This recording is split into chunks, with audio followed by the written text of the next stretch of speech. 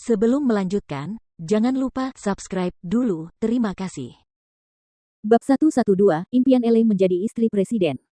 Elle juga bukan wanita baik. Sebelum Jordan mengungkapkan identitasnya sebagai Presiden S Corporation, dia bahkan lebih kasar dan tidak berperasaan dengan kata-kata ejekan dan hinaannya dibandingkan dengan Hailey. Klaimnya tentang cintanya yang diam-diam kepada Jordan selama 3 tahun ternyata bohong belaka. Kalau saja Jordan benar-benar miskin, Hailey setidaknya akan bersedia memperlakukannya sebagai pilihan kedua atau kekasih cadangan, tetapi Elle bahkan tak mau menatap matanya. Jordan telah memutuskan untuk bersikap keras kepala pada saat ini. Karena kamu pikir kamu dan aku seharusnya bersama, dan kamu bahkan berdandan untuk menyatakan cintamu padaku, aku akan memenuhimu. Pengkhianatan Hailey membuat Jordan tidak rasional. Pada saat ini, yang ingin dilakukannya hanyalah membalas dendam kepada Hailey dan keluarga Camden. Namun setelah 10 menit, Jordan mendorong Elle menjauh. Dia tidak membiarkan perilakunya yang tidak rasional dan impulsif berlanjut dan menghentikan dirinya dari membawa masalah pada Elle terlalu jauh ke titik yang tidak dapat diperbaiki. Jordan duduk di tanah dan menepuk dahinya dengan kedua tangan. Jauh di dalam hatinya, ada suara yang mengatakan bahwa dia tidak melakukan hal yang benar. Ada apa? Tanya Elle lembut. Jordan berkata, saya tidak bisa mengkhianati pernikahan saya. Elle berkata, tapi Hailey mengkhianatimu. Jordan menggelengkan kepalanya dan berkata, saya bisa bercerai, tetapi saya tidak bisa melakukan hal yang sama seperti yang dia lakukan, hanya untuk membalas dendam. Jika saya melakukan itu, apa yang akan membedakan saya darinya? Saya akan menjadi pezina yang telah mengkhianati pernikahan saya, sama seperti dia. Jordan tahu bahwa banyak individu yang sudah menikah, terutama wanita, akan merasakan dorongan untuk terlibat dalam perselingkuhan setelah mengetahui perselingkuhan pasangannya, semuanya demi balas dendam. Namun, ini bukanlah hal yang benar untuk dilakukan. Jordan bisa saja memilih bercerai, tapi ia tidak bisa melakukan kesalahan yang sama seperti Hailey. 20 tahun didikan baik yang diterima Jordan tidak akan membiarkannya melakukan hal yang bertentangan dengan prinsipnya. Elle sangat kecewa. Ia menarik gaunnya yang anggun ke atas dan merapikan lipatan kainnya yang sedikit terkena noda. Dia kemudian berjongkok di depan Jordan, meraih lengannya, dan berkata, Jordan, aku akan menunggumu bercerai.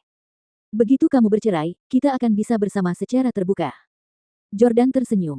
Dia pasti akan menceraikan Hailey. Namun, menurut rencananya, dia akan membuat Hailey mengajukan gugatan cerai. Saat itu, Jordan juga akan ditendang dari keluarga dan menjadi warga negara biasa.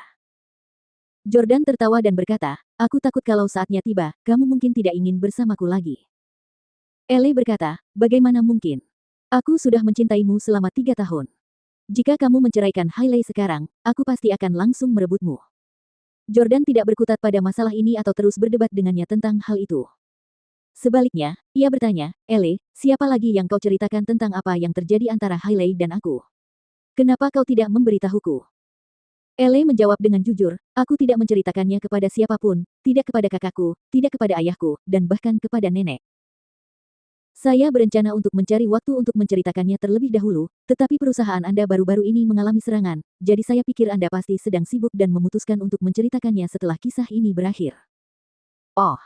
Jordan mengangguk dan berkata, jangan beritahu siapapun tentang ini, untuk saat ini, terutama Hailey. Jangan biarkan dia tahu bahwa aku sudah tahu tentang perselingkuhannya.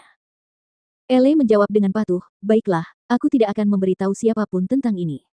Tenang saja. Jordan mengangguk dan berkata, kamu boleh pergi sekarang. Aku akan meneleponmu lagi jika ada sesuatu. Aku sangat menyesal atas apa yang terjadi tadi. Elle berkata dengan wajah bahagia, apa yang kamu minta maaf? Aku lebih dari senang, itu ciuman pertamaku. Jordan telah menghabiskan 3 tahun terakhir tinggal bersama keluarga Camden, jadi dia tahu bahwa Herman selalu sangat ketat dengan anak-anaknya dan melarang Elle memiliki pacar. Perkataannya memang dapat dipercaya. Memang agak ironis karena Jordan tidak mendapatkan ciuman pertama Hailey, tetapi dia telah mencuri ciuman pertama sepupunya, Elle. Elle melangkah keluar kantor dengan riang dalam balutan sepatu hak tingginya. Di sisi lain, suasana hati Jordan jauh lebih baik daripada sebelumnya. Mungkin, apa yang terjadi antara dia dan Elle dalam 10 menit terakhir telah membuat Jordan merasa sedikit bersalah terhadap Hailey. Setelah keluar dari kantor, Elle pergi ke kamar mandi untuk merias wajahnya karena lipstiknya sudah luntur akibat ciuman. Saat dia sedang memakai lipstik di kamar mandi, dia bertemu Victoria. Hai, Victoria. Elle sangat gembira melihat Victoria karena dia adalah tangan kanan kesayangan Jordan yang bahkan pernah menamparkan Hailey sebelumnya. Musuh dari musuh adalah teman. Victoria memandang Ele dan bertanya-tanya mengapa gaunnya ternoda tanah. Dia tampak seperti habis bertarung dengan seseorang di lumpur.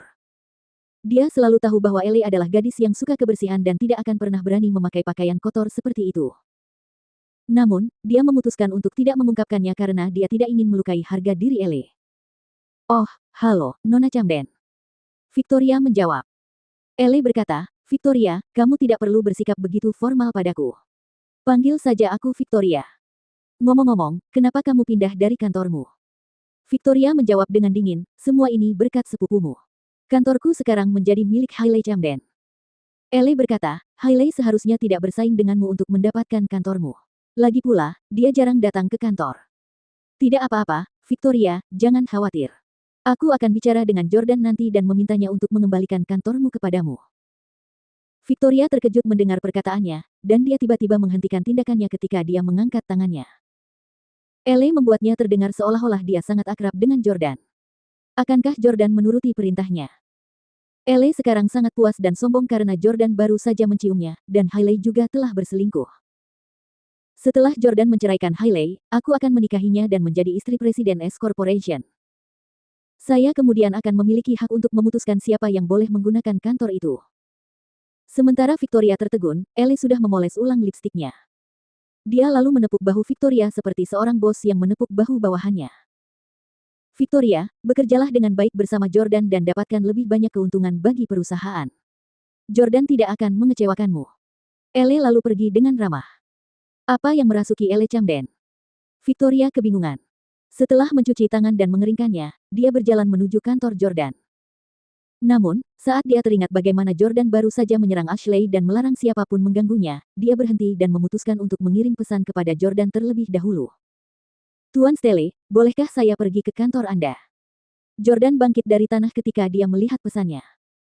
Sekarang, dia tidak lagi semarah saat pertama kali sampai di kantor. Jadi, dia membuka pintu kantor dan berkata, Victoria, masuklah. Setelah masuk, Victoria berkata kepada Jordan, aku tidak tahu apa yang salah dengan Ele Camden, tetapi dia hanya mengatakan bahwa dia ingin mengizinkanku pindah kembali ke kantor istrimu. Aku hanya ingin menjelaskan kepadamu bahwa itu sama sekali bukan permintaanku. Tidak ada yang tidak kusukai dari kantor baruku. Sambil duduk di kursinya, Jordan berkata, oh, sebaiknya kamu pindah kembali ke kantormu yang lama.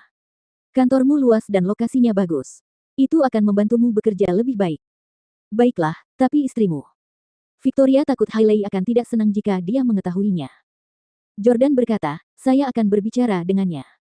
Victoria, ingatlah, Anda adalah wakil presiden perusahaan ini, dan apa yang Anda miliki dan akan sumbangkan kepada perusahaan ini jauh melampaui apa yang dapat dia lakukan. Saya membuat batasan yang sangat jelas antara pekerjaan dan masalah pribadi. Agar dia tidak menjatuhkan Anda lagi dengan sahamnya, saya memutuskan untuk memberi Anda 2% saham perusahaan dan menjadikan Anda pemegang saham terbesar kedua di perusahaan itu.